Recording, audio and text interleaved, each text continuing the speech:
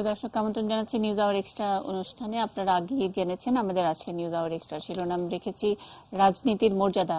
নিশ্চয়ই দর্শক আপনারা অবগত আছেন যে 20 দিন সফর শেষে দেশে ফিরেছেন বাংলাদেশের প্রধানমন্ত্রী। 10 দিন ছিল তার সরকারি সফর, আর বাকি 10 দিন তিনি ব্যক্তিগত অসুস্থতা এবং নানান কারণে তিনি আর একটু বেশি সময় নিয়েছেন এবং তিনি দেশে ফেরার পরপরই তাকে সংবর্ধনা দেওয়া হবে তা নিয়েও গত কয়েকদিন ধরে বেশ সরগরম আলোচনা ছিল বাংলাদেশের রাজনীতির অঙ্গনে।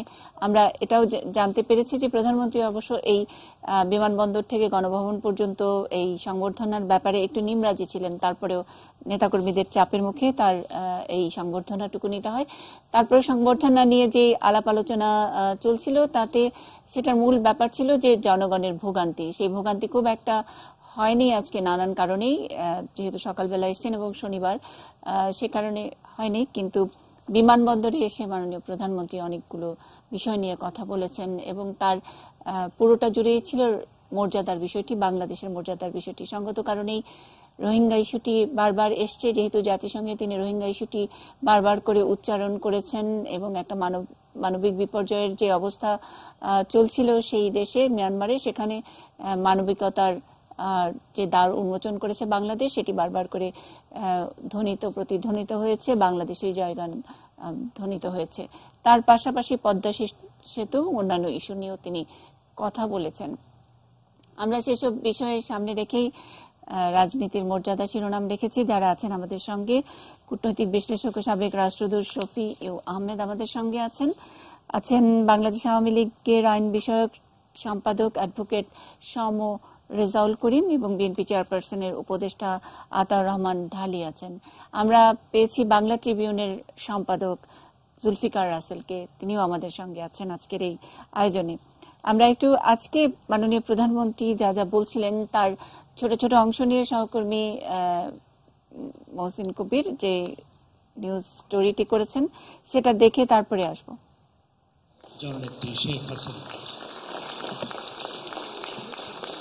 জাতিসংঘের অধিবেশনে যোগদান এবং যুক্তরাজ্যে ব্যক্তিগত সফর শেষে শনিবার সকালে দেশে পৌঁছান প্রধানমন্ত্রী শেখ হাসিনা। রোহিঙ্গা সংকট মোকাবেলায় আন্তর্জাতিক ফোরামে জোরালো ভূমিকা রাখায় তাকে সংবর্ধনা দিতে শাহজালাল আন্তর্জাতিক বিমানবন্দরে উপস্থিত হন দেশের স্বনামধন্য খেলোয়াড়, শিল্পী, সাহিত্যিক, সাংবাদিক ও বিভিন্ন রাজনৈতিক দলের সদস্যরা। সংক্ষিপ্ত এ সংবর্ধনা অনুষ্ঠানে প্রধানমন্ত্রী শেখ হাসিনা শুরুতেই রোহিঙ্গা সংকট প্রসঙ্গে কথা বলেন। তিনি জানান, প্রথমে কিছুটা দ্বিধা থাকলেও নির্যাতনের ভয়াবহ মাত্রা দেখে মানবিক কারণে রোহিঙ্গাদের পাশে দাঁড়িয়েছে বাংলাদেশ। অনেক উন্নত দেশ যেটা পায়নি, সাহসই পায়নি, বাংলাদেশ সেই সাহসটা দেখাতে পেরেছে। এতে বাংলাদেশের জনগণের মর্যাদা বেড়েছে আন্তর্জাতিকভাবে। প্রধানমন্ত্রী বলেন, রোহিঙ্গা সংকট নিয়ে মিয়ানমারের পক্ষ থেকে যুদ্ধের উস্কানি ছিল, তবে সেই ফাঁদে পা দেয়নি বাংলাদেশ।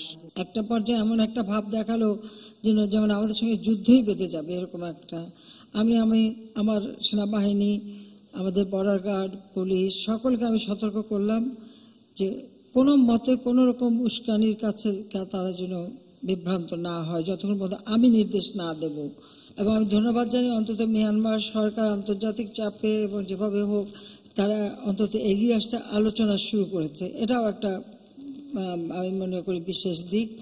এবং আমি মনে করি যে এটা আন্তর্জাতিক চাপ আছে, তাছাড়া আলোচনার মধ্যে দিয়ে আমরা ধীরে ধীরে এটা সমাধান করতে পারবো। প্রধানমন্ত্রী তার বক্তব্যে পদ্মা সেতু প্রসঙ্গে বলেন, কোন কোন মহল থেকে তাকে এবং তার পরিবারের সদস্যদের দুর্নীতিবাজ প্রমাণের চেষ্টা করেছিল। উল্টো এখন পদ্মা সেতু প্রকল্পে দুর্নীতির তদন্তে আসা বিশ্বব্যাংক প্রতিনিধি দলের প্রধান লুই গ্যাব্রিয়েল মোরেনো ওকাম্পোর বিরুদ্ধে দুর্নীতির অভিযোগ উঠছে। এমন ভাবে তদন্ত করেছে যেটা মানে মানসিক যন্ত্রণা যা দিয়েছে এটা আপনারা কল্পনাও করতে পারবেন না যে কিভাবে অত্যাচার করেছে। এবং আপনারা নিশ্চয়ই এখন দেখেছেন যে যিনি সবচেয়ে বেশি লাফাচ্ছিলেন তারই 4,000 না 40,000 পাতার তথ্য বের হচ্ছে যে তার দুর্নীতি কি। আমেরিকার সময় 3টার সময় আমি মেসেজ পেলাম যে সুপারস্ট্রাকচারটা বসে গেছে। সাথে সাথে আমি তখন জেগেছিলাম, আমি বললাম যে আমাকে ছবি পাঠান। সঙ্গে সঙ্গে সমস্ত ছবি এবং ভিডিও ক্লিপিং তা পাঠালো। এবং ওই সময় বসে ওটা দেখে সত্যি কথা বলতে কি আমরা 2 বোন ওখানে কেঁদেছি। আর এটুকুই বলতে পারি যে একটা মানে এটা আমাদের অনেক অপমানের একটা জবাব আজকে আমরা দিতে পারলাম। প্রধানমন্ত্রীর আগমনকে কেন্দ্র করে ব্যাপক গণসংবর্ধনার আয়োজন করে আওয়ামী লীগ ও দলটির সহযোগী সংগঠনগুলো। ঢাকার সব সড়ক সাজানো হয় রং বেরঙের ব্যানার ফেস্টুনে। বিমানবন্দর থেকে গণভবন পর্যন্ত রাস্তার দুপাশে দাঁড়িয়ে হাজারো মানুষ শেখ হাসিনাকে অভিনন্দন জানান।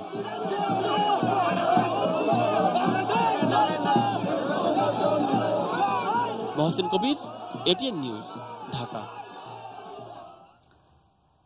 রাজনীতির মর্যাদার শিরোনামে আমি আমাদের অতিথি যারা আছেন সকলের কাছ থেকে খুব ছোট্ট করে একবার করে সকলের কাছে একটু জেনে নেব যেসব বিষয়গুলো নিয়ে বাংলাদেশের প্রধানমন্ত্রী আজ কথা বলেছেন বিমানবন্দরে। তার মধ্যে পদ্মা সেতুর দুর্নীতির প্রসঙ্গটি এসছে রোহিঙ্গা ইস্যুতে বাংলাদেশের মর্যাদা, সম্মান, নানাবিধ বিষয়। এতে আসলে দেশের মর্যাদা, জনগণের মর্যাদা, রাজনীতির মর্যাদা কতটুকু প্লাস করলো অথবা আদৌ করলো কিনা, বা এটা নিয়ে আপনারা আপনাদের মতামত অথবা দ্বিমত চাই, যে কোনো কিছু করতে পারেন। শফি আহমেদ, আপনার কাছ থেকে শুরু করব, খুব ছোট করে বলতে থাকবেন, আমি অন্যান্য প্রসঙ্গে ঢুকবো তারপর। আপনাকে ধন্যবাদ আমাকে দিয়ে আলোচনা শুরু করার জন্য। আমি যে জিনিসটি প্রথমে আলোকপাত করতে চাই এটি হলো এবারকার জাতিসংঘে মাননীয় প্রধানমন্ত্রীর অংশগ্রহণ এবং তার 5 দফা প্রস্তাবনা, যেটা রোহিঙ্গা ক্রাইসিসকে সামনে রেখে। এই জিনিসটি আসলে খুবই আন্তর্জাতিক, বাংলাদেশের পক্ষে আন্তর্জাতিক সমর্থন বলেন আর সহানুভূতি বলেন, আন্তর্জাতিক জনমত প্রতিষ্ঠার পক্ষে খুবই ফলপ্রসূ হয়েছে। এর থেকেই আসলে আমাদের কূটনীতি শুরু হয়। গত সপ্তাহ 2-3 ধরে আমি মনে করি যে আমাদের দৃষ্টির অগোচরেও নিউ ইয়র্কে প্রধানমন্ত্রী ছাড়াও আমাদের পররাষ্ট্রমন্ত্রী যখন ছিলেন, আমাদের পিআর যিনি নিউ ইয়র্কে আছেন, তারা অনেক কর্মকাণ্ড অব্যাহত রেখেছেন। এর ফলশ্রুতিতে আমরা দেখছি যে এই গত কয়েকদিন আগে দ্বিপাক্ষিকভাবে মায়ানমার থেকে একজন মন্ত্রী পর্যায়ের মন্ত্রী এসে, সেটা মাননীয় প্রধানমন্ত্রী তিনি আজকের তার বলেছেন, উল্লেখ করেছেন। তো এটি একটা আমাদের জন্য সাফল্য আমি মনে করি। আসলে এটা আপনি কূটনৈতিক সাফল্য হিসেবে মনে করছেন। আতাউর রহমান ঢালী।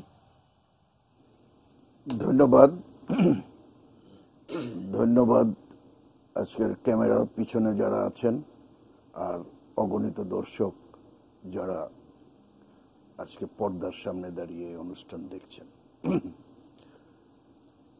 রাজনৈতিক মর্যাদার বিষয়টা এটা একটা বিশাল বিষয়। রাজনৈতিক মর্যাদা কোনো একটি বিশেষ অনুষ্ঠান বা একটি বিশেষ বিষয় নিয়ে সার্বিকভাবে রাজনৈতিক মর্যাদা মূল্যায়ন করা যায় না। রাজনৈতিক মর্যাদা মূল্যায়ন করতে হলে পুরো ব্যাপারটাকেই আমাদের দেশের রাজনীতি, আমাদের দেশের সমাজনীতি, রাষ্ট্রনীতি, পররাষ্ট্রনীতি, সংস্কৃতি সব মিলেই রাজনৈতিক মর্যাদার প্রশ্ন আসে। কাজেই মাননীয় প্রধানমন্ত্রী রোহিঙ্গা ইস্যু নিয়ে জাতিসংঘে আমাদের পক্ষে, দেশের মানুষের পক্ষে বক্তব্য রেখেছেন, সেই জন্য তাকে ধন্যবাদ। কিন্তু উনি নিজেই বলেছেন যে প্রথমে আমরা দ্বিধাগ্রস্ত ছিলাম। কেন ছিলেন? প্রথম, যখন বাংলাদেশ সরকার এবং বার্মা সরকারের সাথে যৌথভাবে বর্ডারে টহলের ব্যবস্থা করার কথা বলেছিলেন যাতে কোনো রোহিঙ্গা বাংলাদেশে আসতে না পারে, এটা কোনো অবস্থাতেই রাজনৈতিক মর্যাদায় পড়ে না। তারপরে ওনার হয়তো বোধোদয় হয়েছে, মানে ওই সিদ্ধান্তটিকে আপনি সমর্থন করেন না যে তারা জয়েন্ট যৌথ প্রহরার কথা যে প্রস্তাবটি বাংলাদেশ দিয়েছিল যাতে রোহিঙ্গা ঢুকতে না পারে এবং অথবা ওখানে যাতে কোনো সন্ত্রাসী কর্মকাণ্ড না হয়। অবশ্যই, কেননা রোহিঙ্গা সমস্যা এটা শুধুমাত্র মানবিক সমস্যাই না, কিন্তু আমরা যদিও সাধারণ অর্থে এটা একটা মানবিক সমস্যা, যেখানে রোহিঙ্গাদের উপর গণহত্যা চলছে এবং তাদেরকে ঠেলে দিচ্ছে বাংলাদেশের দিকে, সেই সময় মানবিক কারণে ওরা মুসলমান, হিন্দু না বৌদ্ধ সেটা বড় প্রশ্ন নয়, ওরা মানুষ, ওরা আমাদের কাছে আশ্রয় চায়। আমাদের সরকার এবং জনগণের ঠিক সেই মুহূর্তে আশ্রয় দেওয়াটাই ছিল প্রধান দায়িত্ব, মানবিক কর্তব্য। আমি খুব সংক্ষেপে, আমরা আসলে বিষয়ের ভিতরে ঢুকবো, আমি শুধু সংক্ষেপে জানতে চেয়েছি, সবারই একটু একটু করে মতামত জানতে চেয়েছি যে রাজনীতির মর্যাদায় কোথাও আপনি বলেছেন এটা খুবই বড় বিস্তারিত ব্যাপার, এটা 1 ঘন্টা 2 ঘন্টা কেন সারাদিনের অনুষ্ঠানেও এই আলোচনা শেষ হবে না, কিন্তু আমরা যেটুকু খুব অমর্যাদাকর অবস্থার মধ্যে অনেক সময় থাকি, নানান কিছু নিয়ে থাকি, একজন আরেকজনকে হিউমিলেট করতে পারলে আমরা অনেক খুশি থাকি, সেরকম একটি কালচারের মধ্যে আমরা যখন নাকি দেখি যে পদ্মা সেতু হচ্ছে এবং সেখানে দুর্নীতির যে অভিযোগ নিয়ে অনেক রাজনীতিবিদদেরকে হেয় করা হয়েছিল, সেই জায়গা থেকে একটু উঠে দাঁড়িয়েছে এবং বাংলাদেশ খুব এককভাবে এই রোহিঙ্গা ইস্যুটার নিয়ে বিশ্ব দরবারে প্রশংসিত হয়েছে। রাজনীতিবিদের রাজনীতির প্রজ্ঞা, রাজনীতি অ্যাজ এ হোল সেই মর্যাদাটা বাড়ায় কিনা, আমার এরকম একটা ছোট্টই প্রশ্ন, খুব ছোট করে আমি জানতে চেয়েছিলাম। যাই হোক, আমি বিস্তারিত শুনবো। জুলফিকার রাসেল বলবেন, তারপর আমি অ্যাডভোকেট সম রেজাউল করিমের কাছে আসবো। প্রথমেই আমি আসলে মিস্টার ঢালির একটা মন্তব্য থেকে কিছু বলতে চাই। উনি বলেছেন যে সমাজনীতির, পররাষ্ট্রনীতি, তারপর সংস্কৃতি সবকিছুর সঙ্গে জড়িত হচ্ছে মর্যাদা, যেটা রাজনৈতিক মর্যাদা।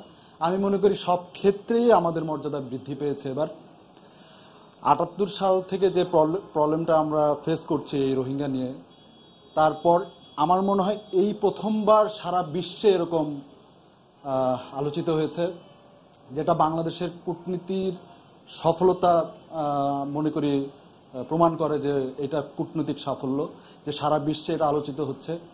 প্রধানমন্ত্রী, আমাদের মাননীয় প্রধানমন্ত্রী যেসব পদক্ষেপগুলো নিয়েছিলেন, স্পেশালি যখন যেদিন ঘটনা ঘটেছিল তার 1-2 দিনের মধ্যে উনি যে বর্ডারটা ওপেন করে দিয়েছিলেন, এটা সারা বিশ্বে প্রশংসিত হয়েছে। এটা আমাদের মর্যাদা বৃদ্ধি পেয়েছে যে আমরা কতটা উদার, মানবিক। তারপরে এবার জাতিসংঘের যে নিন্দা জ্ঞাপন সর্বসম্মতিক্রমে নিরাপত্তা কাউন্সিলের, এটাও আমাদের মর্যাদা বৃদ্ধি করেছে। মানে সব দিক থেকে আমি মনে করি আমি এমন কোনো জায়গা দেখছি না যেখানে আমাদের মর্যাদা বৃদ্ধি হয়নি এবার। আমি একমত না মিস্টার ঢালির সাথে। আচ্ছা, আমরা সামারি রেজাউল করিম একদম খুব ছোট্ট করে রাজনীতির মর্যাদা প্লাস করলো কিনা।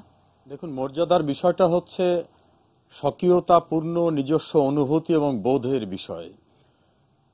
রাজনীতিকে মর্যাদা সম্পন্ন স্থানে প্রতিষ্ঠিত করতে পেরেই কিন্তু বিপন্ন মানবতার বাতিঘর হিসাবে অভিহিত হয়েছেন মাননীয় প্রধানমন্ত্রী। সারা দুনিয়া তাকে অভিহিত করেছে মাদার অফ হিউম্যানিটি হিসাবে। এই যে জায়গাগুলি, এই জায়গাগুলি একটা জায়গা থেকে খণ্ডিত আকার আসেনি। বাংলাদেশ যে জাতীয় একটি রাষ্ট্র, যতটা অর্থনৈতিক সমৃদ্ধি, ভৌগোলিক যে অবস্থা, আমাদের অপরাপর যে সকল শক্তি, সেই জায়গায় থেকে বাংলাদেশে আত্মমর্যাদাশীল জাতি হিসাবে রাজনীতির মর্যাদাকে সুপ্রতিষ্ঠিত করার জন্য কিন্তু জাতিসংঘে কারু করুণা ভিক্ষা করেননি মাননীয় প্রধানমন্ত্রী। প্রেস তাকে জানতে চেয়েছিলেন যে ডোনাল্ড ট্রাম্পের কাছে আপনি কি সাহায্য চেয়েছেন।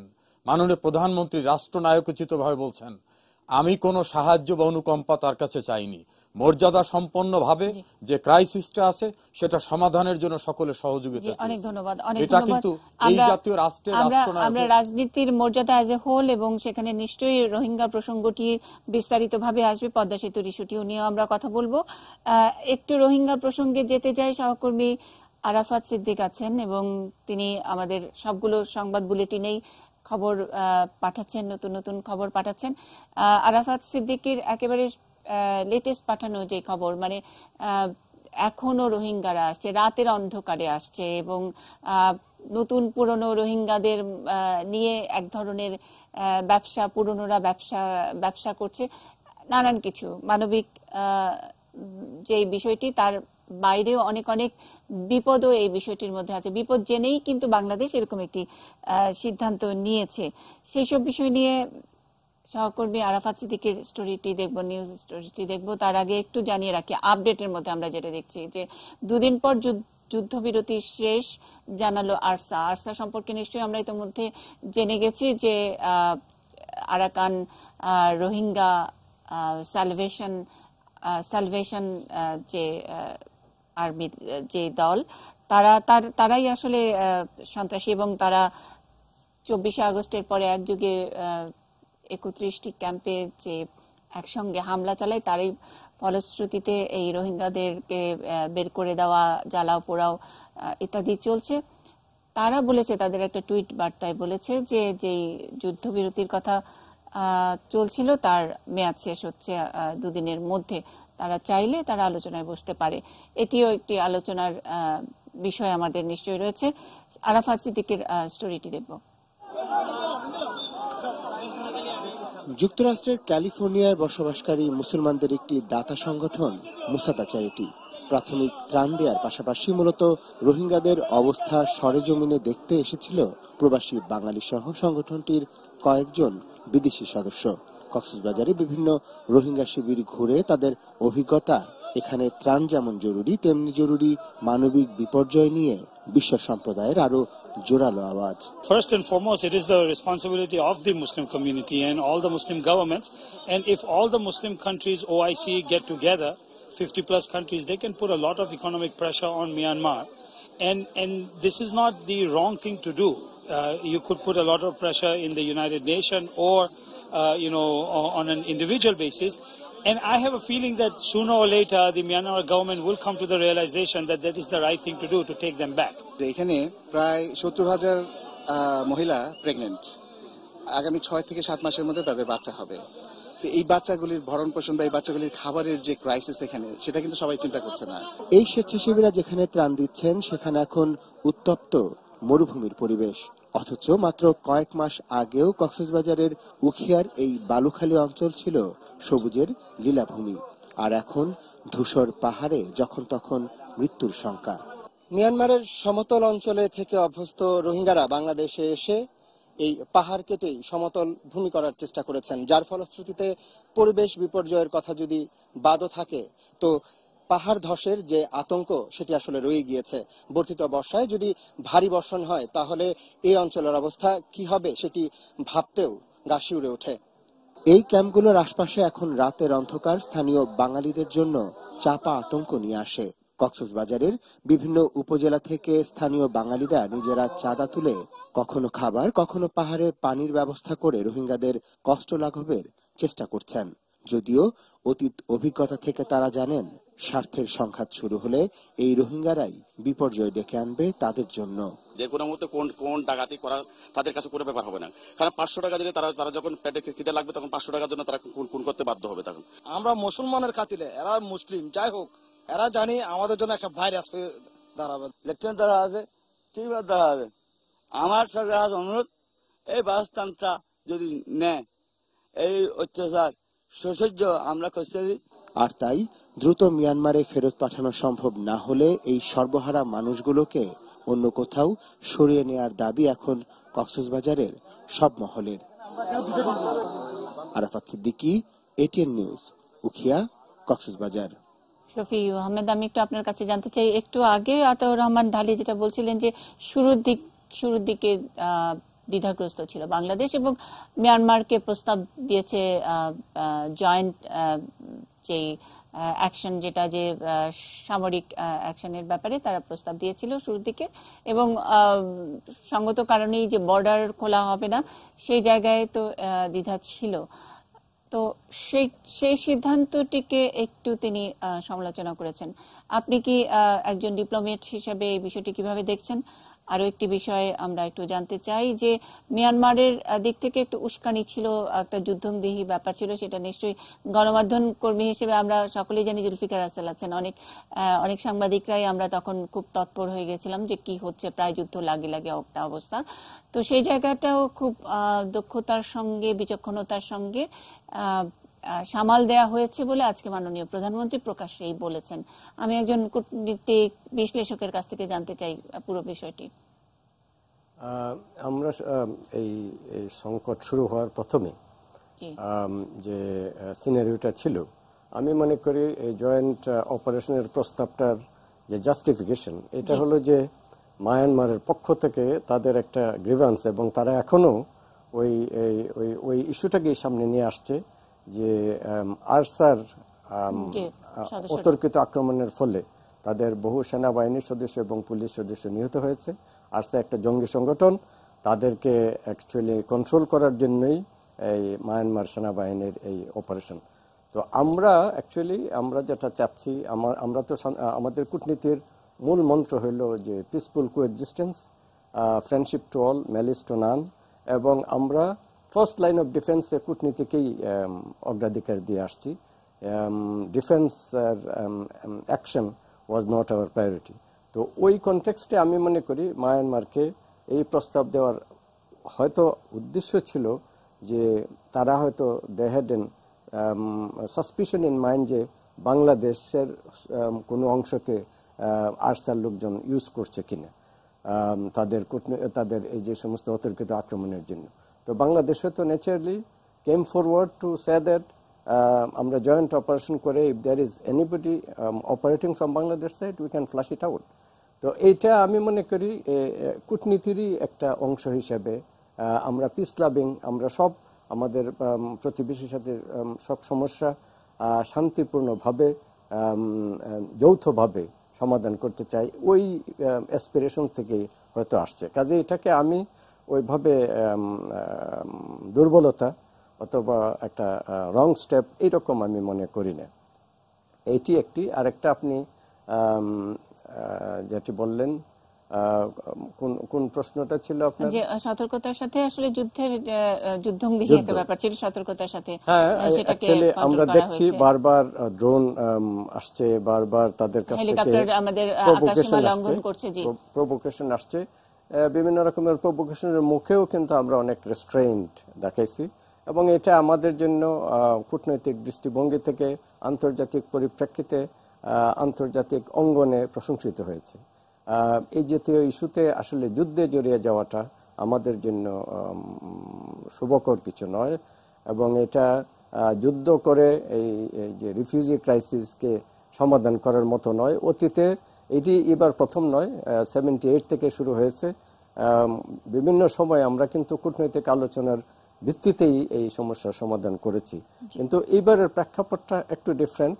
আমার মনে হয় যেটা যে আমরা হয়তো কূটনৈতিক দিক থেকে ততটুকু অ্যালার্ট ছিলাম না যে মায়ানমারের ভিতরে রোহিঙ্গাদের ব্যাপারে বুদ্ধিস্ট ন্যাশনালিজম যে এমন তীব্র আকার ধারণ করেছে এবং তারা এরকম যে একটা কঠিন পদক্ষেপ নিতে পারে, এই অ্যাসেসমেন্টটা এই অ্যালার্টনেসটা কি আমাদের কি না, মানে এটা তো তাদের ইন্টারনাল সমস্যা আমাদের উপরে আসলে বর্ডারের কারণে আমাদের উপরে এসে পড়লো। আর বাংলাদেশের কি আসলে ওই ভয়েস আছে কিনা যে দীর্ঘদিন সেনা শাসনের একটা দেশ, এই দেশে তাদের রাজনীতির মধ্যে তাদের এই যে আনরেস্ট, সেখানে বাংলাদেশ নাক গলানোর মতন স্ট্রেংথ আছে কিনা, ভয়েস কখনো আছে কিনা, মানে এটা তো অযাচিত হয় কিনা আমি বলছি। এটি অ্যাকচুয়ালি সমস্যা ছিল যে মায়ানমারে যেহেতু দীর্ঘদিন সেনা শাসিত সরকার, বাংলাদেশে আবার গণতান্ত্রিক সরকার, সেনা শাসিত সরকার এবং গণতান্ত্রিক সরকারের মধ্যে অ্যাকচুয়ালি যে আন্ডারস্ট্যান্ডিং ইন্টারন্যাশনাল লেভেলে, এই আন্ডারস্ট্যান্ডিংটা প্রপারলি হয় নাই। যদিও বাংলাদেশ বিভিন্ন সময়ে বাংলাদেশ থেকে উচ্চ পর্যায়ে মায়ানমারে ভিজিট করা হয়েছে, বিভিন্ন সময়ে মানে হলো বিএনপি সময়ও করা হয়েছে, আওয়ামী লীগের সময়ও করা হয়েছে। কাজে আমাদের পক্ষ থেকে আমরা কিন্তু we remain open to develop friendship, কিন্তু ওই রেসপন্সটা মায়ানমারের কাছ থেকে কোনো সময় খুব একটা পাওয়া যায়নি। কিন্তু এটাও সত্য যে আমরা মায়ানমারের সাথে এই ইস্যুতে যুদ্ধে যাওয়াটা এটা আমাদের জন্য হয়তো, আমরা সবকিছুই অ্যাকচুয়ালি ইসলামিক কান্ট্রি হিসেবে আমরা ডিপ্লোমেসিকেই ফার্স্ট লাইন অফ ডিফেন্স হিসেবে আমরা মনে করি, এবং এক্ষেত্রে ফার্স্ট লাইন অফ ডিফেন্স হিসেবে কূটনীতিকেই আমরা ব্যবহার করছি। এবং আমার মনে হচ্ছে যে যথাযথভাবেই এ পর্যন্ত আমরা কূটনৈতিক কর্মকাণ্ডে কিছুটা সফল হয়েছি। মায়ানমার এখনো তারা যে এই যে প্রথম মিটিংয়ের পরে তার আউটকাম কি হবে এই ব্যাপারে কিন্তু আমাদের এখনো খুব আশাবাদ হওয়ার কিছু নেই, কিন্তু তারপরেও ওই রাস্তায় আউটকাম এগোতে নিয়ে হবে। আশাবাদ হওয়ার কিছু নেই, কিন্তু তারপরেও আন্তর্জাতিক মহলে অনেক আলোচনা হয়েছে। আতাউর রহমান ডালি, বিএনপি চেয়ারপারসনের উপদেষ্টা, একটু আমি আপনার কাছে জানতে চাই যে এর চেয়ে বেটার কি করা যেত মর্যাদা, আরো বেশি মর্যাদায় বাংলাদেশকে আনার জন্য? একজন রাজনীতিবিদ হিসেবে আপনার কাছে আর কোন কোন অপশনগুলো আছে বা আর কি করা যেতে পারতো? আপনি কি হলে অনেক বেশি এবং নির্দ্বিধায় বলতে পারতেন যে অনেক বেশি মর্যাদা বাংলাদেশ পেয়েছে? যেমন বলেছে যে আমার পূর্বে যিনি বললেন যে ফার্স্ট লাইন অফ ডিফেন্স হচ্ছে ডিপ্লোমেসি, সবসময় সেই ফার্স্ট লাইন অফ ডিফেন্স হচ্ছে ডিপ্লোমেসির জায়গায় আমরা প্রথম দিকে কি দেখলাম, যেখানে মালয়েশিয়া, ইন্দোনেশিয়ার তাদের দেশের মন্ত্রীরা আসছেন বার্মাতে আলোচনা করার জন্য এই ইস্যুটা নিয়ে। সেই ক্ষেত্রে আমাদের যে, আমি মনে করি ওই সময়কালীনটা একটা কূটনৈতিক বিপর্যয় ছিল, এবং সেটা আমার পূর্ববর্তী বক্তা বলছেন যে অ্যালার্টনেস, এই অ্যালার্টনেসটা এখানে কম ছিল। সেখানে সেটার কারণটাও কিন্তু ব্যাখ্যা দিয়েছেন যে একটা সামরিক শাসনের একটা দেশ, তার সঙ্গে একটা গণতান্ত্রিক দেশের যে যোগাযোগটা, সেটা সবসময় অতটা ফলপ্রসূ হয়ে ওঠে না। এইটা আপনি মানেন কিনা? আমি বলতে চাই যে এখানে তো শুধু বার্মা কেন, এখানে মায়ানমার কেন, এখানে আরো স্টেক হোল্ডাররা আছেন। যে স্টেক হোল্ডাররা ছিলেন তারা আমাদের বন্ধু প্রতিম দেশ।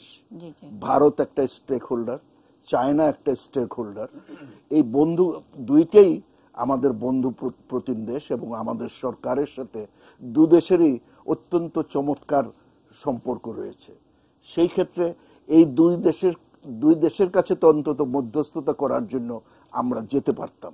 সেই জায়গাটাও আমরা মায়ানমার যদি কোনো সদুত্তর নাও দিত বা তারা যদি কূটনৈতিক ভাষায় কথা নাও বলতো, তা আমরা তো আমাদের এই বন্ধু দুই দেশে যেতে পারতাম, তাদের সাথে আলোচনা করতে পারতাম, তাদেরকে কাজে লাগাতে পারতাম। আমি সেই ব্যাপারটাই বলতে চাচ্ছি। এটা একটা কূটনৈতিক, আমি মনে করি যে কূটনৈতিক দিক দিয়ে আমাদের কিছুটা ব্যর্থতা ছিল প্রথম দিকে।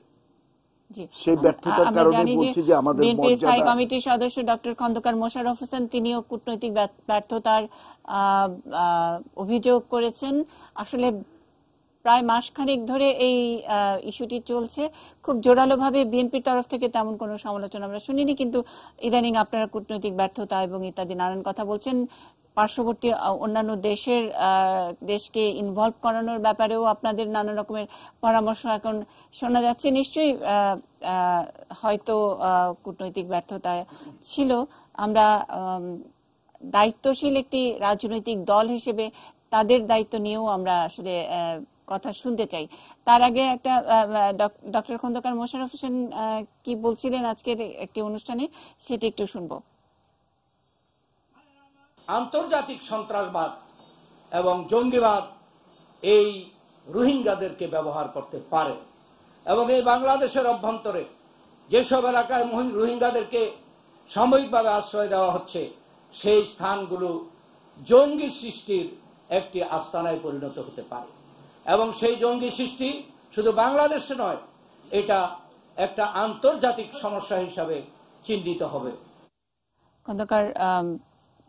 ডক্টর খন্দকার মোশাররফ হোসেন যেটা বলছিলেন, এই ধরনের মন্তব্যের কারণে আসলে যে নেগোসিয়েশনের জায়গা আমরা দেখলাম, যে অন্তত আন্তর্জাতিক চাপই হোক, সফল ব্যর্থ যাই হোক না কেন, মিয়ানমার কর্তৃপক্ষ আলোচনার কথা বলেছে। সেখানে যখন নাকি জঙ্গি সৃষ্টি করা হচ্ছে এরকম অভিযোগ যখন নাকি খোদ দেশের একটি রাজনৈতিক দলের তরফ থেকে আসে, তখন আবার ব্যাপারটা একটু ক্রিটিক্যাল হয়ে যায় কিনা। আমাদের আলোচকরা যারা রয়েছেন সকলের কাছে এই প্রশ্নটি রাখছি। বিরতির পরে এসে প্রশ্নের জবাব নেব। থাকছেন এটিএন নিউজের নিউজ আওয়ার এক্সট্রায়।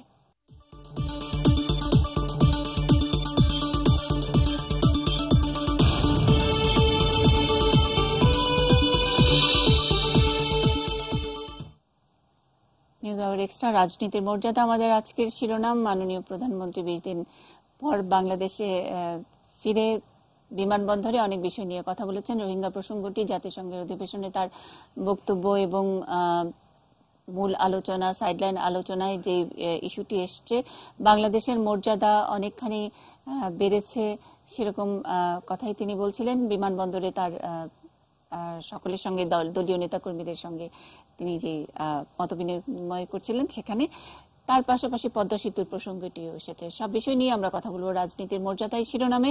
আমরা বিরতিতে যাবার আগে বিএনপির স্থায়ী কমিটির সদস্য ডক্টর খন্দকার মোশাররফ হোসেনের যে মন্তব্য, তারই সূত্র ধরে প্রশ্ন রেখেছিলাম আমরা জুলফিকার রাসেল একটু শুনে আসবো যে এতে আসলে উস্কানি হয় কিনা। আমরা যেটুকু দেখেছি যে মিয়ানমার কর্তৃপক্ষ এমনিতেই এই বিষয়টি নিয়ে, আপনি যেটা বলছিলেন যে ৭৮ সাল থেকে এই রোহিঙ্গা ইস্যুটি আমাদের সঙ্গে ক্যাম্পে, বাংলাদেশের কুতুপালং ক্যাম্প লম্বা সময় ধরে রয়েছে, তারা কখনোই স্বীকার করে আবার করে না, কখনো ফিরিয়ে নেয় আবার তারা ঠেলে দেয়। এরকম একটি অবস্থায় যখন নাকি বিশ্ব নেতৃবৃন্দের চাপে আলোচনায় রাজি হয়েছে, তখন এই ধরনের মন্তব্য কোন রকমের উস্কানি হয় কিনা, বা সন্ত্রাসবাদ আবারও বাড়ানোর ব্যাপারে উস্কানি হয় কিনা? আসলে আমি মনে করি যে এবার আমরা যে কাজটা করেছি, মানে আমাদের দেশের যে কূটনীতিটা চলছিল, এই কূটনীতিক তৎপরতাটা যে চলছিল, এটা আমার মনে হয় একেবারে যথাযথ ছিল। হয়তো আপনারা বলতে পারেন যে ভারত, চীন, আমাদের প্রতিবেশী এত বন্ধুত্বপূর্ণ দেশগুলো কেন প্রথম দিকে সাড়া দেয়নি। আমি মনে করি আমাদের কূটনৈতিক তৎপরতার কারণেই ভারত এবং চীন পরে অনেক নমনীয় হয়েছে, এবং শেষে যে চীন রাশিয়া নিরাপত্তা কাউন্সিলে যে বসতে রাজি হয়েছে, হ্যাঁ, এবং তারা এটাকে একটা অমানবিক ব্যাপার বলেও স্বীকার করে নিয়েছে। এটা একটা আমি মনে করি যে ওটা হলে এই উস্কানিগুলো মানে যদি দেয়া হতো তাহলে আর এগুলো হতো না আমাদের দেশে। আমরা মিয়ানমার যেগুলো চাচ্ছিল যে একটা যুদ্ধ বেঁধে গেলে হয়তো আন্তর্জাতিক দৃষ্টি অন্যদিকে ফেরানো যাবে, সেই দিক থেকে আমি মনে করি যে অনেকটা ধৈর্যের পরিচয় দিয়েছে বাংলাদেশ, এবং এটা ভালো হয়েছে। আন্তর্জাতিক মানে দৃষ্টিটা আমাদের দিকে মানবিকভাবে ছিল। আর আরেকটা ব্যাপার আমার কাছে একেবারেই মানে লাগে, আশ্চর্য লাগে যে এই একটা ইস্যু সারা দেশের ইস্যু, এখানে উনি ব্যর্থ, এই আমরা কূটনীতিতে ব্যর্থ, এই জিনিসটা কেন আসে? আমরা কেন সবাই একসাথে হয়ে বলতে পারি না যে এটা আমাদের দেশের ইস্যু, আমরা একসাথে থাকবো? বিএনপি আওয়ামী লীগ বলে কোনো কথা নেই, বিএনপি ঝাঁপিয়ে পড়বে যে হ্যাঁ এই একটা ইস্যু, মুক্তিযুদ্ধে আমরা যেভাবে ঝাঁপিয়ে পড়েছিলাম একসাথে, এরকম একটা ইস্যুতে কেন সবাই একমত হতে পারি না? আমি জানি না পৃথিবীর আর কোনো দেশে এরকম ইস্যু হলে দল বিভাজন হতো কিনা। দলীয় বিভাজন তো এখানে একেবারেই আসা উচিত ছিল না। এখানে আমি মনে করি দোষারোপের রাজনীতিটা পুরোপুরি মানে অমূলক, এবং এটা হওয়া উচিত না। আর আরেকটা ব্যাপার হচ্ছে এই যে ভারত, চীন, এরা বন্ধুত্বপূর্ণ দেশ হলেও ওনাদেরও তো নিজস্ব কিছু স্বার্থ থাকে, ওনারা নিজস্ব অর্থনৈতিক চিন্তা করে, ওদের এখানে কি কি স্বার্থ আছে সব বিষয়গুলো চিন্তা করে। আর আমাদের এখন এই সমুদ্র সীমাতে আমরা যে সীমা নিয়ে যে মামলাটা হয়েছিল, সেখানে আমরা যখন জিতে গেছি তখন এইখানে যে সম্ভাবনাগুলো আছে, তারা সেটা এই দুটো দেশ স্বাভাবিকভাবেই এই সম্ভাবনাকে তাদের নিজেদের দিকে নিয়ে যেতে চেষ্টা করবে, নিজেদের কাজে ব্যবহার করতে চাইবে। যেটা বাংলাদেশ যেটা করেছে যে আসলে কারো বিরুদ্ধে না গিয়ে তারা কাউকেই সমুদ্র বন্দর তৈরির দেয়নি বা অন্য কোনো কাজে ব্যবহার করতে দেয়নি। সেটা চীন যেটা করেছে, ওই রাখাইনের যে এলাকাটা, ওই এলাকা দিয়ে তারা একটা গ্যাস পাইপলাইন করেছে, সমুদ্র বন্দর নির্মাণ করার চেষ্টা করছে। স্বাভাবিকভাবে তাদের স্বার্থটা তারা প্রথমে দেখতে চেয়েছে। বাংলাদেশের এখানে কি করার ছিল? তাদের আস্তে আস্তে আন্তর্জাতিক চাপের মাধ্যমেই কিন্তু ভারত এবং চীনকে নমনীয় করা যেত, এবং সেটাই করেছে। আমি মনে করি যে কোনো রকম উস্কানিতে না গিয়ে এবং খুব ধৈর্যের পরিচয় দিয়ে যেটা করেছে বাংলাদেশ, যথাযথ করেছে। আমরা যে প্রশ্নটি রেখেছিলাম যে একজন রাজনীতিবিদ বা বিভাজনের রাজনীতি, যেটা জুলফিকার রাসেল বলছিলেন যে অন্য দেশ হলে হয়তো এই বিষয়টি একেবারে সকলের, গোটা দেশের একটা মানে ঝাঁপিয়ে পড়ার একটা ইস্যু হতো। এখন আমরা শুরুর দিকে যে অ্যাটিটিউডটা দেখেছিলাম যে ওকে এটা মানবিক একটা বিষয়, এখন নানা দিক থেকে নানা রকমের তৎপরতা, নানা রকমের সমালোচনা, কখনো কখনো যে মিয়ানমারের যে অনেক সময় আমাদের বিরুদ্ধে যে অভিযোগ যে আরসার সদস্যরা এখানে অনেক ট্রেনিং পাচ্ছে বা জঙ্গিবাদের সঙ্গে তাদের কানেকশন আছে, বাংলাদেশকে তারা ব্যবহার করছে, এই ধরনের যে অভিযোগ, তার পক্ষে কখনো কখনো রাজনীতিবিদদের নানান কমেন্ট তাদের এই অভিযোগকে অনেক সময় পোক্ত করে। এতে করে যে তাদের ফিরিয়ে নেওয়ার যে প্রক্রিয়াটি, এটি অনেক সময় এটি বাধাগ্রস্ত হবে কি না। দেখুন, আমি আজকে এয়ারপোর্টে মাননীয় প্রধানমন্ত্রীকে স্বাগত জানাবার কর্মসূচিতে ছিলাম। কদিন পূর্বে আওয়ামী লীগের একটা ডেলিগেশনে চীনে এই প্রসঙ্গগুলো আলোচনা করতে যাওয়া হয়েছিল, আমি সেখানে সদস্য ছিলাম। এই কথাটা এই কারণে বলছি, দায়িত্বশীল রাজনীতি আশা করি রাজনৈতিক নেতৃবৃন্দের কাছ থেকে। তারা যখন দায়িত্বশীলতার পরিবর্তে দায়িত্বহীনতাপূর্ণ বক্তব্য রাখে তখন কিছু প্রসঙ্গে এসে যায়। মাননীয় প্রধানমন্ত্রী কিন্তু রিপিটেডলি বলছেন যে বাংলাদেশে কোনো দেশের বিরুদ্ধে সন্ত্রাসী কর্মকাণ্ড করার কাউকে আমরা প্রশ্রয় দেই না। নিশ্চয় আমরা স্মরণ করতে পারি অনুপ চেটিয়ার ঘটনা, নিশ্চয় আমরা স্মরণ করতে পারি 10 ট্রাক অস্ত্র কেন এসেছিল, সে সকল বিষয়কে আইনানুগভাবে কিন্তু বাংলাদেশ মোকাবেলা করছে। কাজে এখন যদি বাংলাদেশের কোনো দায়িত্বশীল রাজনৈতিক দলের নেতা যেটা মায়ানমার অভিযোগ করতে চায় সেরকম উস্কানিমূলক কথা বলেন, তাহলে মায়ানমারকে একটা প্লট দিয়ে বাংলাদেশ যেটা অত্যন্ত সুকৌশলে কূটনৈতিকভাবে সারা দুনিয়াকে আকৃষ্ট করতে পেরেছেন যে বাংলাদেশের অবস্থান কারেক্ট, সারা দুনিয়া বাংলাদেশের পক্ষে আসছে, সেই ক্ষেত্রে মায়ানমারকে বাংলাদেশের ভিতর থেকে একটা ইস্যু তুলে দেওয়া, আমি বলবো একটা রাজনৈতিক দায়িত্বহীনতা শুধু না, উস্কানি দেওয়ার মতো ঘটনা। আমাদের কি করার থাকতে পারত? আমরা কতটা শক্তিশালী রাষ্ট্র, সেই অবস্থানে থেকে ভারত আমাদের পক্ষে অবস্থান নিয়েছে, চীন আমাদেরকে রিলিফ পাঠিয়েছে এবং তাদের অবস্থান পরিবর্তন করেছে, তারা সিকিউরিটি কাউন্সিলের যে নিন্দা প্রস্তাব সেখানে তারা অংশগ্রহণ করেছে। আমরা বাংলাদেশের জায়গা থেকে কিন্তু আমরা ল্যান্ড বর্ডারটাকে সুকৌশলে আমরা অর্জন করেছি, আমরা সমুদ্র বর্ডারটাকে আন্তর্জাতিক ফোরামে অর্জন করেছি। বাংলাদেশকে যুদ্ধ করে অথবা হইচই করে অথবা বাইতুল মোকাররমের গেটে কিছু লোক চিৎকার করে বলছে যুদ্ধ ঘোষণা করেন, অথবা বিএনপির কেউ যেভাবে কথা বলছেন, এটা করে কি বাস্তবতা সম্মত হতো? বরং বিদ্যমান অবস্থায় সারা দুনিয়া বাংলাদেশের পক্ষে দাঁড়িয়ে বাংলাদেশের স্ট্যান্ডটাকে অভিনন্দন জানানো, বাংলাদেশের স্ট্যান্ডটাকে অ্যাপ্রিসিয়েট করার ভিতর থেকে কিন্তু বাংলাদেশের ডিপ্লোম্যাটিক সাকসেস যেটা, সেটাকে স্বীকার করেছে। এটা না করে যখন অন্য কথাবার্তা বলা হয় তখন মুন্নি আমার কাছে মনে হয় যে আমরা কি দেশপ্রেমে উদ্বুদ্ধ, নাকি দোষ খুঁজতে হবে অথবা যে কোনো উপায়ে একটা অভিযোগ আনতে হবে, সেই অভিযোগ আনার জন্য যে কথাটা বলছি সেটা কি আমার দেশপ্রেমের পক্ষে যায় নাকি সেটা আমার দেশের বিরুদ্ধে কথা যায়, এই জায়গাটাকে কিন্তু বিবেচনা করার সময় আসছে। আরেকটা কথা আমি বলি, আমাদের রাজনীতিতে বিভাজন থাকতে পারে, চিন্তা চেতনায় বিভাজন থাকতে পারে, কিন্তু রাজনীতি যদি দেশের জন্য হয়, দেশের মানুষের জন্য হয়, তাহলে দেশকে ফার্স্ট প্রায়োরিটি দিতে হবে। বাংলাদেশের অবস্থান থেকে মানবতা বিপন্ন হওয়ার ঘটনায় যে সাহসিকতা দেখানো হয়েছে, আরেকটা কথা বলি আমি এখানে, বঙ্গবন্ধু কন্যা শেখ রেহানার প্রসঙ্গটা আসছে। আজকে মাননীয় প্রধানমন্ত্রী বলছেন যে আমি যখন চিন্তা করতেছিলাম কি করা যায়, তখন শেখ রেহানা বললেন যে 16 কোটি মানুষ যদি খেতে পারে তাহলে আমরা কেন খেতে পারবো না, আমরা ভাগাভাগি করেও কি খেতে পারবো না। এই যে মানবিক মৌলিক সুকুমার বৃত্তিটা, মানবীয় জায়গাটা, এই জায়গাটাকে আগের থেকে শেখ হাসিনা জানতেন যে ওপার থেকে কত লোক আসবে সেটা নিতে হবে, অথবা ওখান থেকে আসলে বাধা দেওয়ার পরে কি অবস্থাটা হবে। উদ্ভূত পরিস্থিতিকে কিন্তু রাষ্ট্র গ্রহণ করতে হয়। তিনি যে দৃঢ়তা, দূরদৃষ্টি, রাষ্ট্রনায়কোচিত ভূমিকায় অবতীর্ণ হয়েছেন, সারা দুনিয়া এটাকে অ্যাপ্রিসিয়েট করলেও বাংলাদেশে এসে ডক্টর খন্দকার মোশাররফ হোসেন যে ভাষায় কথাটা বললেন, আমি যতটুকু তার ফুটেজটা দেখলাম, এটা অনাকাঙ্ক্ষিত, এটা দায়িত্বহীনতাপূর্ণ কথা, এটা আমরা আশা করি না। অনেক ধন্যবাদ। আমরা বিভিন্ন অনলাইনের যে খবরগুলো আমরা পাচ্ছি তার মধ্যে একটি অনলাইন যে খবরটি দিয়েছে যে রোহিঙ্গা ইস্যুটি এটি বাংলাদেশের ইস্যু নয়, একটি আন্তর্জাতিক ইস্যু, এবং সেই আন্তর্জাতিক ইস্যু হিসেবেই আমাদের সকলকে, মানে বাংলাদেশের মানুষ তো বটে, গোটা বিশ্বের মানুষ যেভাবে হইচই করছে, এটি আন্তর্জাতিক ইস্যু। এখন একটি আন্তর্জাতিক ইস্যুতে বাংলাদেশ পড়ে গেছে, সেই জায়গায় দায়িত্বশীলতার বিষয়ে নিশ্চয়ই এসে দাঁড়ায়, এবং এই আন্তর্জাতিক ইস্যুটি যখন নাকি সফলতার সাথে আমরা গোটা বাংলাদেশের মানুষ মিলে আমরা সমাধানের দিকে নিয়ে যেতে পারবো, তখন মর্যাদার ব্যাপারটা আরো অনেক অনেক বেশি বোধ হয় পোক্ত হয়। মিয়ানমারের শান্তির আহ্বান জানালে সাড়া দেবে আরসা, এবং আরসা তাদের নিজেরা স্বঘোষিত অস্ত্রবিরতি এবং সেটা তারা আরো 2 দিন সময় আছে অস্ত্রবিরতির জায়গায় যদি শান্তির আলোচনা না হয় তা অন্য অ্যাকশনে যাবে এরকম কথাও তারা বলেছে, টুইট বার্তায় বলেছে। এই প্রসঙ্গটি নিয়ে আমি একটু আগেও কথা বলেছি। তারপরে শফিউ আহমেদ, একটু আপনার কাছে জানতে চাই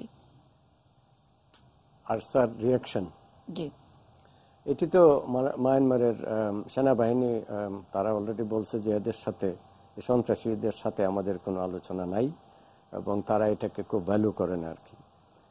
এর মধ্যে যেটা গুরুত্বপূর্ণ সেটি হলো যে আন্তর্জাতিক ত্রাণ কর্মীদেরকে মায়ানমার সরকার বারবার ওই এলাকায় ঢুকতে দিচ্ছে না। আরসা বলছে যে তাদেরকে ঢুকতে যদি না দেওয়া হয় তাহলে এখানে খাদ্য, বাসস্থান সবকিছুর যে সংকট চলছে তাতে মানুষ আরো বিপর্যস্ত হবে এবং আরো রোহিঙ্গা শরণার্থী আসবে। এটি আন্তর্জাতিক সংস্থাগুলোও বলছে যে যদি মায়ানমার সরকার তার যে নির্যাতন, সে নির্যাতন যদি তাড়াতাড়ি বন্ধ না করে তাহলে বাংলাদেশে আরো রোহিঙ্গা শরণার্থীর আগমন ঘটবে এবং এটা অত্যন্ত জোরালো ভাষায় তারা বলছে যে তার জন্য সত্তর মায়ানমার সরকারের উপর চাপ প্রয়োগ করতে হবে। আমরা আজকেই আমি একটু আগে দেখলাম ইউএস হাউস কমিটি, তার যে ফরেন অ্যাফেয়ার্স সাব কমিটি আছে ওইখানে একটা হিয়ারিং হয়েছে। ওই হিয়ারিংয়েও ওইখানকার ডেপুটি মিনিস্টার ইউএস স্টেট ডিপার্টমেন্টের, সে বলেছে যে যদি মায়ানমারের উপরে এই চাপ প্রয়োগ না করা হয় খুব তাড়াতাড়ি, তারা যদি এটি বন্ধ না করে তাহলে এই যে রোহিঙ্গা শরণার্থী যে সংকট তার থেকে দক্ষিণ এশিয়াতে সন্ত্রাসবাদ ছড়িয়ে পড়বে এবং তারা খুব এটা তারা অলরেডি সুপারিশ করেছে যে মার্কিন যুক্তরাষ্ট্রের যত রকম সাহায্য সহযোগিতা এগুলো বন্ধ করার জন্য বিবেচনা করা দরকার। তো এইটি আসলে ওই যে আরসার যে ডেডলাইন এইটিকে আসলে খুব গুরুত্বপূর্ণ মনে করার তেমন কোনো সঙ্গত কারণ নেই। এটা এক ধরনের ক্যামোফ্লেজও হতে পারে। অনেক সময় অনেকেই শুরুর দিকে বলেছিলেন যে মিয়ানমার সেনাবাহিনীরই একটি অঙ্গ সংগঠন হিসেবে আরসা অনেক সময় কাজ করছে। আমি একটু খুব ছোট করে আতাউর রহমান ঢালি একটু আপনার কাছ থেকে জেনে নিতে চাই, এতদিন ধরে মিয়ানমার এবং বাংলাদেশের এই রোহিঙ্গা ইস্যুটি যেটি ছিল সেখানে একটা ঐতিহাসিক পটভূমির সামনে এনে তারা নানা রকমের নেগোসিয়েশন করেছিল। মিয়ানমার কর্তৃপক্ষ তাদের সংবিধান সেটা সংশোধন করে রোহিঙ্গা মুসলিম জনগোষ্ঠী যে জাতি আছে সেটা তাদেরকে বাদ দিয়েছে তাদের অধিকার থেকে এবং তারা বারবারই ইনি বিনি বলার চেষ্টা করেছে যে এই রোহিঙ্গার পূর্বপুরুষরা বাংলাদেশ থেকে যেহেতু গিয়েছে সুতরাং তাদেরকে বাংলাদেশেই তাদের দায় নিতে হবে, এরকম একটি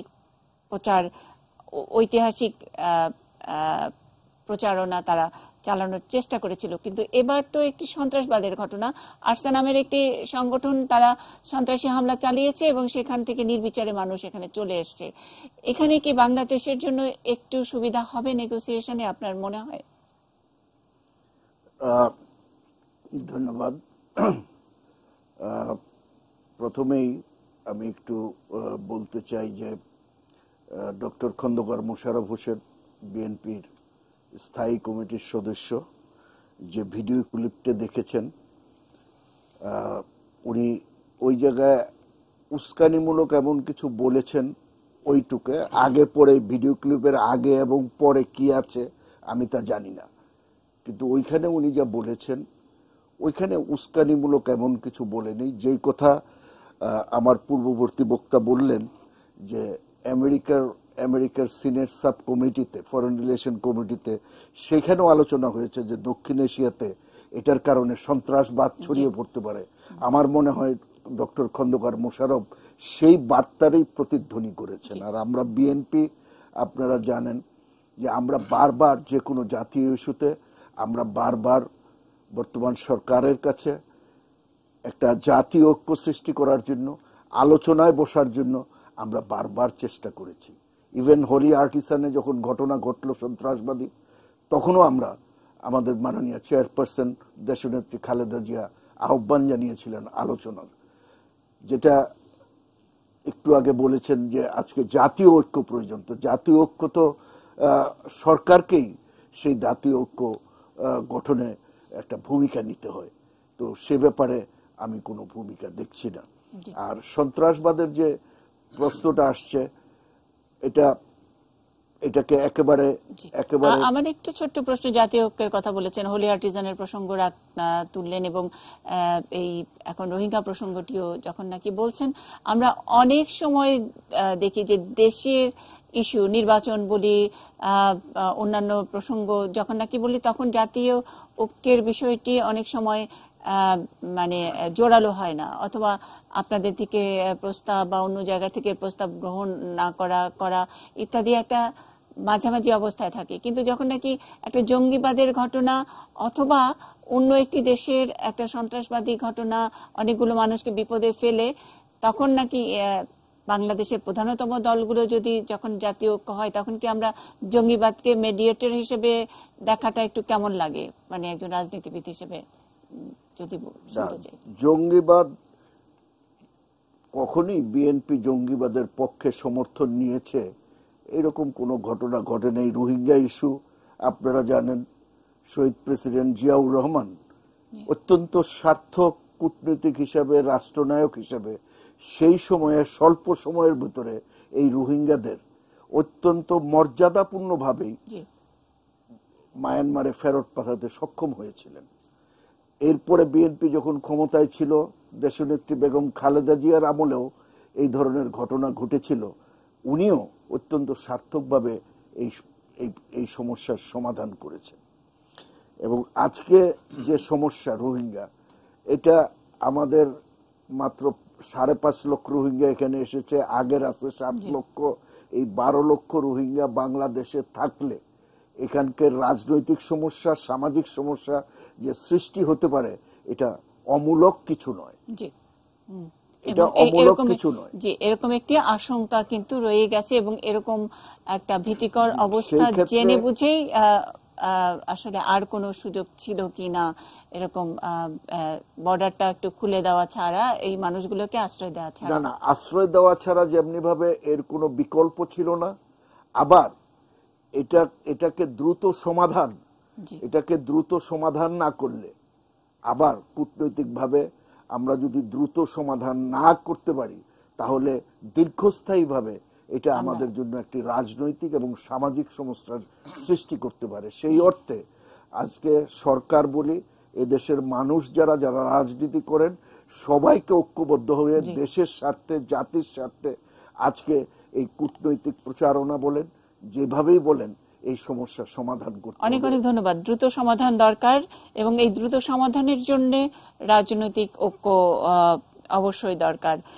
এরকম একটি জায়গা থেকে নিউজ আওয়ার এক্সট্রা শেষ করব। আমাদের পরবর্তী আয়োজন পলিটিক্স প্লাস, সেখানেও সঙ্গত কারণে রাজনীতির মর্যাদায় বিষয় নিয়েই আলোচনায় আসছি। ফিরছি একটা ছোট্ট বিরতির পর। আলোচকরা যারা আছেন তারাও পলিটিক্স প্লাসে এই আলোচনাটাই যোগ করবেন পলিটিক্স প্লাসে।